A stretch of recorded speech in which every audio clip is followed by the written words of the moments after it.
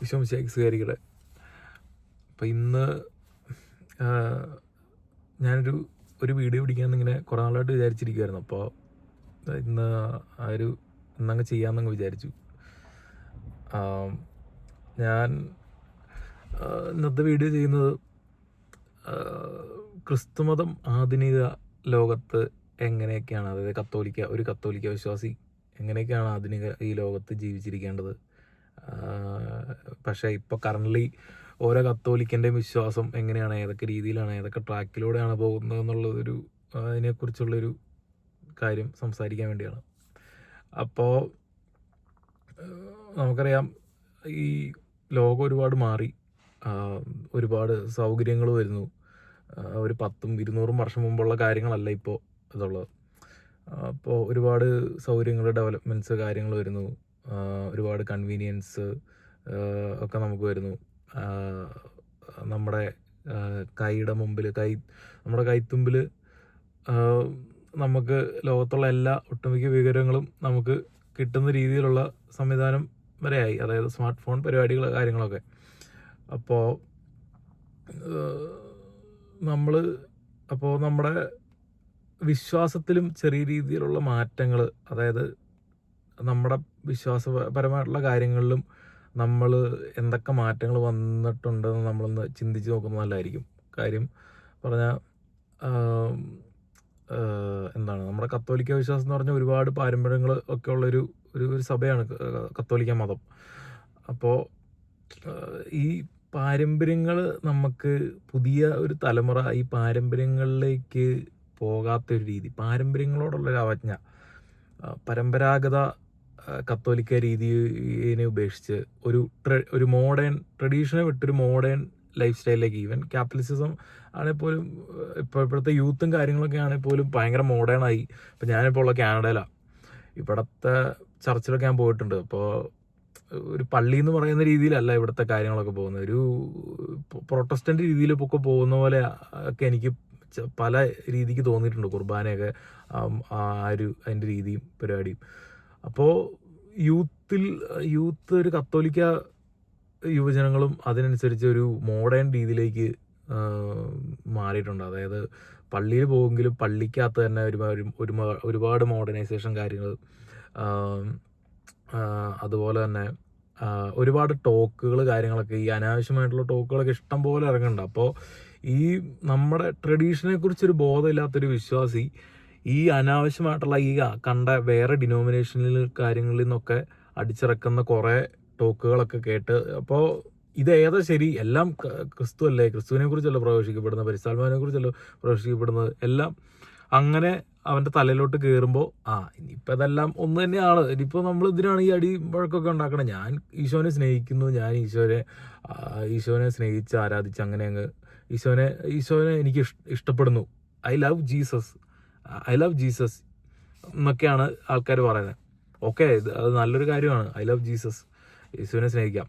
പക്ഷേ ഈ ഒരു വേൾഡിൽ, ഈ ഒരു മോഡേൺ യുഗത്തിൽ, ഇപ്പം ഞാനൊരു 2000 ജനിച്ച ഒരാളാണ്. എനിക്കിപ്പോൾ ഒരു 10-25 വയസ്സ് 26 വയസ്സിലോട്ട് ഞാൻ കടക്കുക.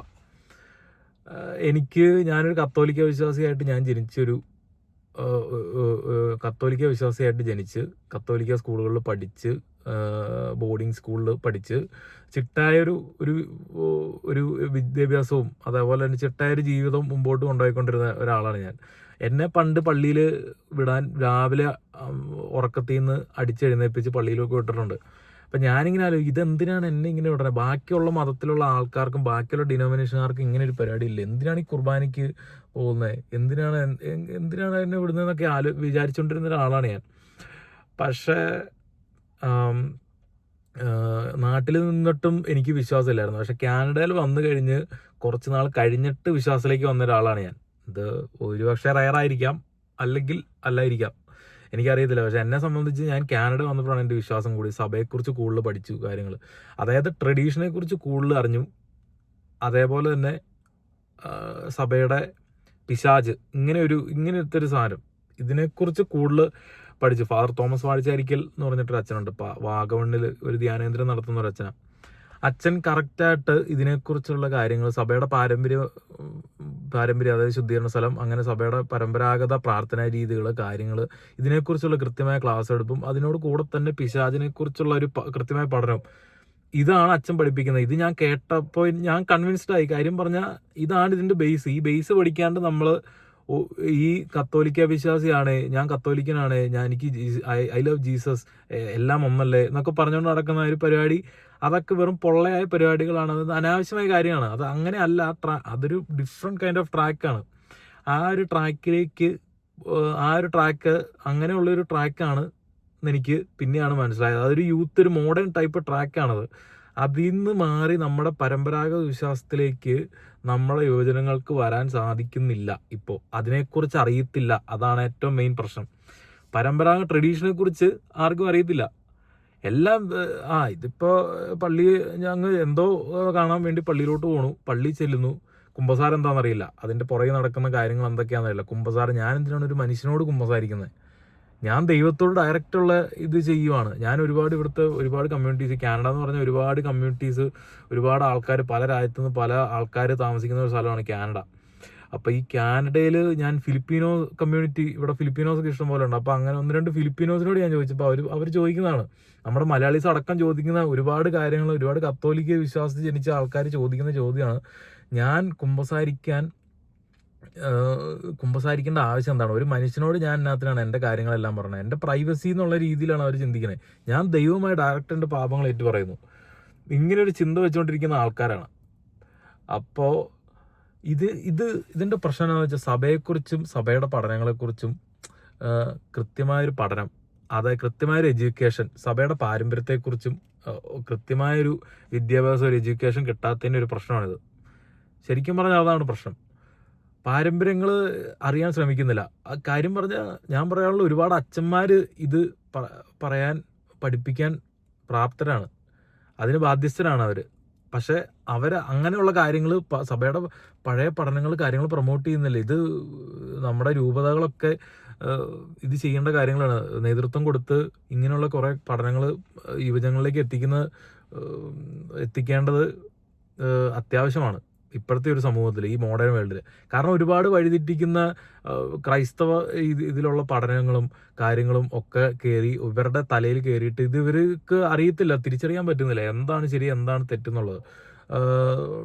പ്രൊട്ടസ്റ്റന്റ്, ലൂതറൻ, ഇങ്ങനെയുള്ള കുറേ ഡിനോമിനേഷനുകൾ കാര്യങ്ങളൊക്കെ കിടപ്പുണ്ട്. അപ്പോൾ ഇതിനെക്കുറിച്ച് അറിയാൻ ശ്രമിക്കുന്ന ഒരുത്തൻ ഇപ്പോൾ യൂട്യൂബിൽ കയറി സെർച്ച് ചെയ്യുമ്പോൾ കിട്ടുന്നത് അവന് വേറെ ഏതെങ്കിലും ഡിനോമിനേഷൻ്റെ ഒക്കെ ആയിരിക്കും. ഒരു കത്തോലിക്ക വിശ്വാസി എന്താണിത് എന്ന് പഠിക്കാൻ ശ്രമിക്കുമ്പോൾ പോലും ഇതിൽ സെർച്ച് ചെയ്യുമ്പോൾ ഇങ്ങനത്തുള്ള കാര്യങ്ങളൊക്കെ ആയിരിക്കും കിട്ടുന്നത്. അപ്പോൾ സഭ എന്താണെന്നുള്ള വ്യത്യാസം കാര്യങ്ങൾ തിരിച്ച് പഠിപ്പിക്കുക, അതോട് തന്നെ സഭയുടെ പഴയ പഠനങ്ങൾ, പാരമ്പര്യങ്ങളെക്കുറിച്ച് കൃത്യമായൊരു ഇത് കിട്ടുന്നില്ല, ട്രഡീഷൻ. അതേപോലെ തന്നെ ഇപ്പോഴത്തെ കാലത്തെ ഡ്രസ് കോഡ്, അതാണ് ഏറ്റവും പ്രധാനപ്പെട്ട. ഞാൻ നേരത്തെ പറഞ്ഞിട്ടുണ്ടായി, പള്ളിയിൽ കയറുമ്പോൾ ഉള്ള എങ്ങനെയാണ് വസ്ത്രധാരണം, പ്രത്യേകിച്ച് പറയുമ്പോൾ എനിക്ക് വിഷമമുണ്ട്, പക്ഷെ പറയേണ്ട കാര്യങ്ങൾ പറയണം എന്ന് തന്നെ എനിക്ക് തോന്നുന്നു. പ്രത്യേകിച്ച് പെണ്ണുങ്ങൾ, ഞാൻ ഇവിടുത്തെ പള്ളിയിൽ ഞാൻ പോയിട്ടുള്ളതാണ്. പെണ്ണുങ്ങൾ മുട്ടിന് മുകളിലോട്ടുള്ള ഷോർട്ട്സും പിന്നെ ടീഷർട്ട്, അതായത് ഭയങ്കര വൾഗറായിട്ടുള്ള രീതിയിൽ എക്സ്പോസ് ചെയ്ത് നടക്കുന്ന ടൈപ്പിലുള്ള ടോപ്പും ഒക്കെ ഇട്ടിട്ടാണ് പള്ളി വരുന്നത്. അത് ഞാൻ കൊയറിലുള്ള ഒരാളാണ്, സീറോ സഭയിൽ കൊയറിലുള്ള ഒരാളാണ് ഞാൻ. ഇങ്ങനെയുള്ള കോപ്രായം കാണിച്ചുകൊണ്ടാണ് ഈ അൾത്താരയുടെ മുമ്പിൽ നിൽക്കുന്നത്. ദൈവമാണ് അവിടെ ഉള്ളതെന്നുള്ള ബോധ്യം അത് കിട്ടാഞ്ഞിട്ട് നിൽക്കുന്നതാണ്. കൃത്യമായ പഠനം പഠിച്ചിട്ടുണ്ടെങ്കിൽ ഇവർ സഭയുടെ പഴയ പഠനങ്ങൾ, കാര്യങ്ങൾ, വിശുദ്ധരുടെ ജീവിതത്തിലൊക്കെ പഠിച്ചിട്ടുണ്ടെങ്കിൽ ഇവരിങ്ങനെ ചെയ്യത്തില്ല. അപ്പോൾ ഇങ്ങനെയൊക്കെ ചെയ്യുമ്പോൾ നമ്മൾ എങ്ങോട്ടാണ് പോകുന്നത്? അപ്പം തന്നെ ഇങ്ങനെയൊക്കെ ചെയ്യാനാണെങ്കിൽ ഞാനെന്തിനും കത്തോലിക്ക സഭയിൽ നിൽക്കണം എന്നുള്ളൊരു ചിന്ത എനിക്ക് വന്നിട്ടുണ്ടായി. എന്തിനാണ് ഞാൻ കത്തോലിക്ക സഭയിൽ നിൽക്കണം? എനിക്ക് വേറെ ഏതെങ്കിലും സഭയിൽ പോയാൽ പോരാ, അല്ലെ മതം മാറിയാൽ പോരാ, അല്ലെ ഓർത്തഡോക്സ് സഭ, അല്ലെ ഏതെങ്കിലും സഭയിലൊക്കെ എളുപ്പം എനിക്ക് ഇഷ്ടമുള്ള രീതിയിൽ ജീവിക്കാൻ പറ്റുന്ന ഇഷ്ടംപോലെ സഭകളുണ്ട്, അതിലെവിടെയെങ്കിലും പോയി നിന്നാൽ പോരെ. അപ്പോൾ ഇതൊക്കെ നമുക്ക് കൃത്യമായ രീതിയിൽ പഠനം കിട്ടാത്തതിൻ്റെ ഒരു ഇതാണ്. അപ്പോൾ ഇങ്ങനെ പറയുന്ന കുറേ അച്ഛന്മാരെ ഒറ്റപ്പെടുത്തുക, അവരെ താറടിച്ച് താഴ്ത്തിക്കെട്ടി ക്രൂശിച്ച്, ഇതാണ് ഇപ്പോഴത്തെ ഒരു സമൂഹത്തിലുള്ള പരിപാടി. ഇയാൾക്ക് എന്തിൻ്റെ ഇതാണ്, മൈ ലൈഫ് മൈ റൂൾസ്, അതാണ് ഇപ്പോഴത്തെ പരിപാടി.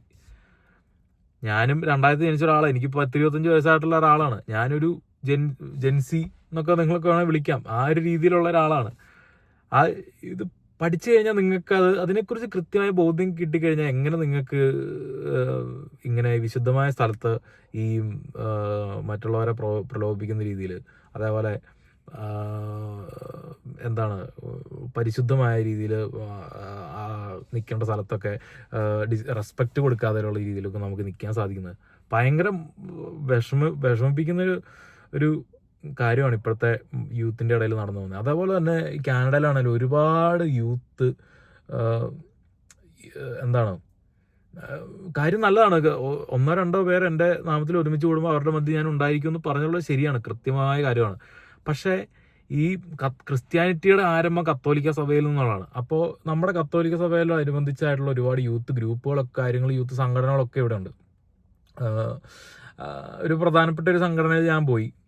അതിൽ എനിക്ക് പേഴ്സണലി തോന്നിയിട്ടുണ്ട്, ഞാൻ കറക്റ്റായിട്ട് പറയാം, ജീസസ് യൂത്ത്, ഇതാണ് പരിപാടി. ഇതിൽ ഞാൻ പോയി ജീസസ് യൂത്ത് ചെന്നു.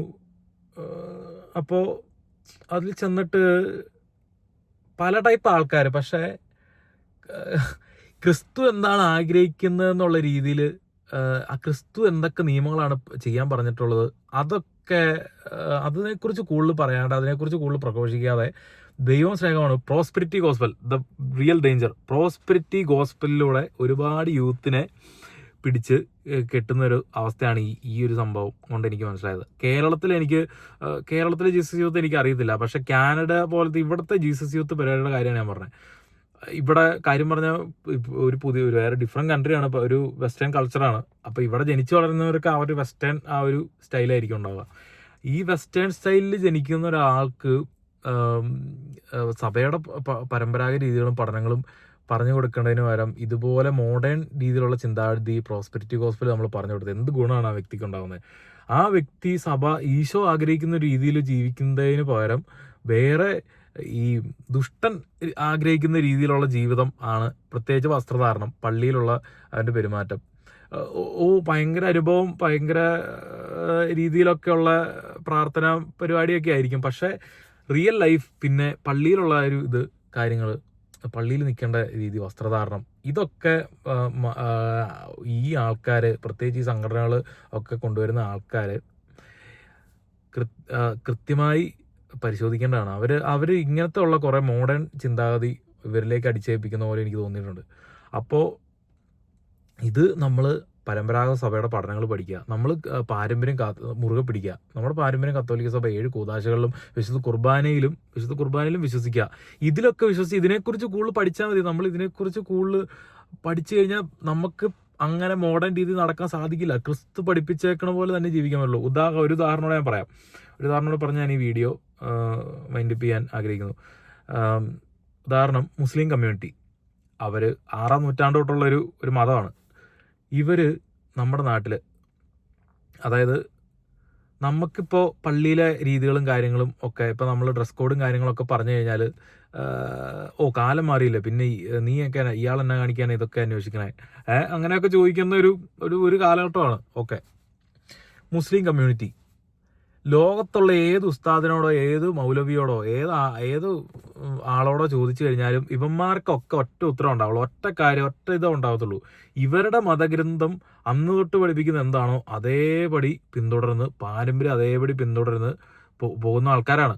അതിലവരെ അപ്രീഷിയേറ്റ് ചെയ്യാണ്ടിരിക്കാൻ പറ്റത്തില്ല. കാരണം ഈ കത്തോലിക്ക വിശ്വാസിയായിട്ട് നമുക്ക് നമ്മുടെ പാരമ്പര്യങ്ങളും കാര്യങ്ങളും പഠിക്കാൻ താല്പര്യമില്ല. ഈ താല്പര്യമില്ലാത്ത ഈ അവസ്ഥ എന്താണ് ഈ താല്പര്യമില്ലാതെ നമുക്ക് എന്താണ് നമ്മളെ താല്പര്യം ഇല്ലാണ്ട് നമ്മളെ ആക്കുന്നത്? അതിന് പിന്നിൽ ആരോ പ്രവർത്തിക്കുന്ന എന്തോ ഒരു നമ്മുടെ ഈ ലൗകിക ജീവിതത്തോടുള്ള അമിതമായ ഒരു ആക്രാന്തം. അതാണ്. ഞാനും വലിയ പെർഫെക്റ്റ് ആവുന്നല്ലോ പറഞ്ഞത് പക്ഷേ എനിക്ക് അതുകൊണ്ട് തന്നെ ഇങ്ങനത്തുള്ള പരിപാടികളിലേക്ക് പോകാൻ താല്പര്യമില്ല. പാരമ്പര്യമായ പള്ളിയോടും കുർബാനയ്ക്ക് ഞാൻ പോകുന്നു, കൂദാശകൾ സ്വീകരിക്കുന്നു, അങ്ങനെയുള്ള കുറേ പരിപാടികൾ.